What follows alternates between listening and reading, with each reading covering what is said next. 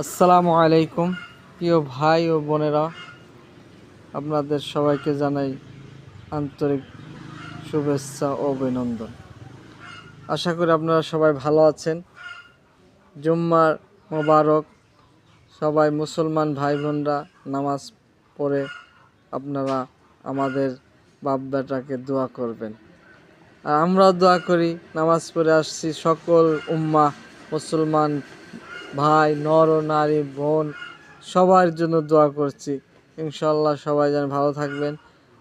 আর বিশেষ করে সবাই এখন মুসলিম অনেক মা বোন সন্তান ছোট বাচ্চাদেরকে বোম মেরে হত্যা করতেছে ইসরায়েল সৈন্যরা। আমরা সবাই আল্লাহর কাছে দোয়া করি সেই সন্তানগুলা জান্নাত নসিব দান করুক। আর সবাই দোয়া করবেন জানি ফিলিস্তিন স্বাধীন